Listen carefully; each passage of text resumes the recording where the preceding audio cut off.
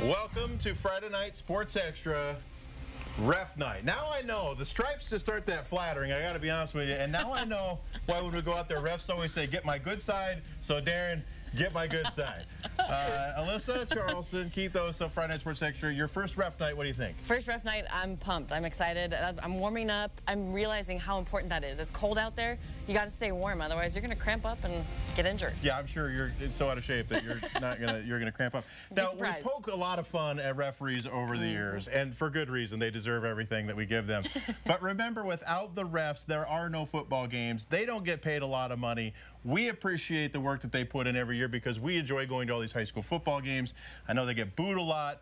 We boo them all the time on this show. We will continue to because they're good people and they know we're joking. But tonight's a chance for us to give back a little bit. And just remember, those men and women in stripes are the ones that keep these games going. So thank you. And they're always looking for more refs. So if you're like at the game and you think I could have made a better call, they'll take you. They want you, right? So once you switch roles with the refs and you actually have to be in that position, I've done that before for high school basketball camps. Whoa, you get a whole new perspective. You get booed a lot. You know, these people don't deserve it. What we do deserve are good highlights. We're going to start at GSL, a big battle out in the Valley today. Gonzaga Prep taking on Central Valley, and yeah, they have refs there. How about Prep trailing 7 in the third? Connor Holland is going to find 6'5" Devin Culp down the seam. The future Husky takes it in for a touchdown. We're all tied up. Next drive, though, Bears are going to promptly take the lead back. How about Hunter Chodorowski going to scamper in from 22 yards out? 21-14 Bears at that point. Play of the night belongs to Micah Mason. Watch the catch. Off the helmet, takes a hit, comes down in bounds. Nice pickup for CV, and the Bears pick up a huge win at home, knocking off Prep 24-14. How about Joe Albi Stadium? Battle of the Bell, one of the most attended games we have all season long. Wildcats of Mount Spokane punch it in. Jagger Jacoby, the man with 2 last names, ties the game, but here comes Meade. Going to the air. Ryan Chan going to scramble all over the place, not going to the air, showing the legs, picks up a big 20 yards, goes out of bounds, but the drive would stall. Back to the Wildcats. They're on the move again. Brady Hill finding Tanner Brooks. We're going to have ourselves a rugby scrum. Everybody jump in. Dog pile.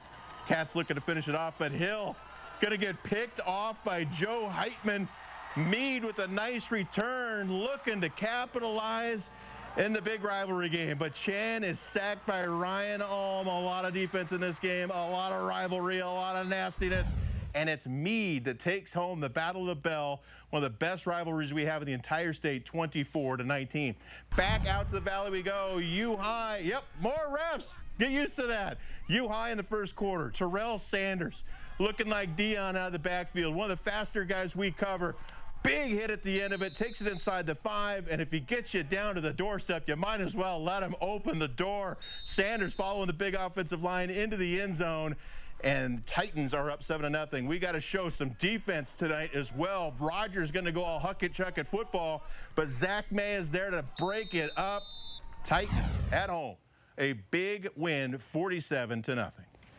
You know, I will say it's a ton of fun recognizing all these refs, but I will also say I felt pretty weird putting the camera on a ref when I'm like 100 yards away from the football action. They know exactly what I'm doing, and they felt pretty awkward about it. But we'll go back out to Joe Albi Stadium, where Shadle Park and Lewiston Clark were playing plenty of stripes again, and Tigers on the move. Michael Flaherty going for the home run ball. Samuel Weldon is there for the connection. 7-0 LC. Shadle on offense now. Carson Doyle with the pump fake, then lets it go. Xavier Wicks on the reception, breaks out of the stiff arm.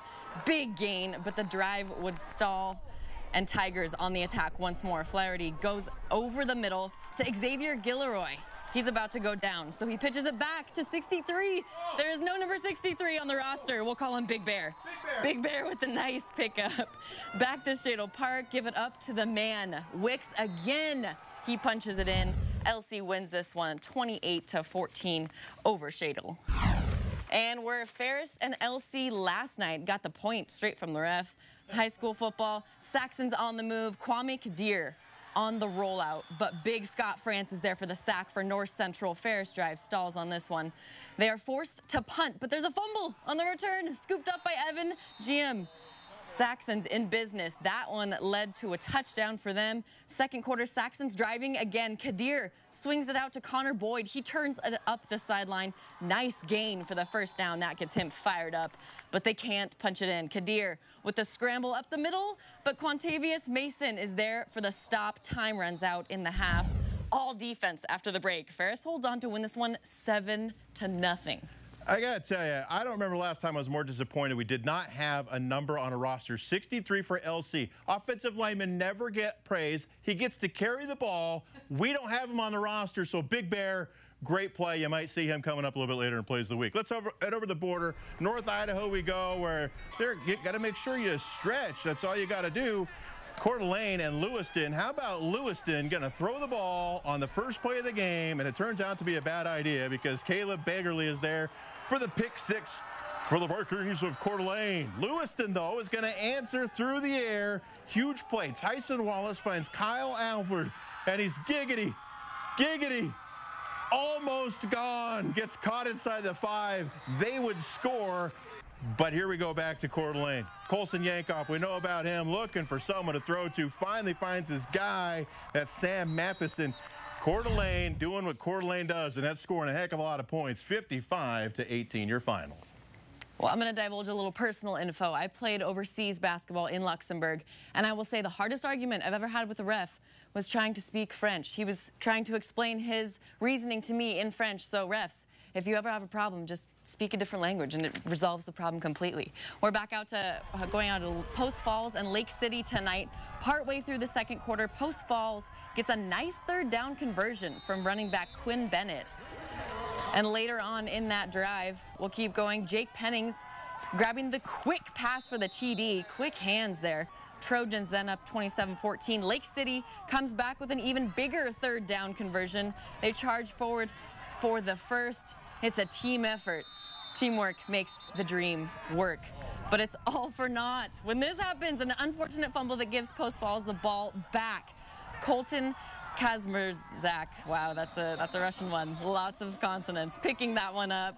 Very impressive. Post Falls wins this one 49-14. We've had a lot of highlights. We've had even more guys in stripes, gals in stripes. The referees doing their jobs. We're trying to do ours. We got a lot more highlights coming your way when Friday Night Sports Extra Referee Night continues. So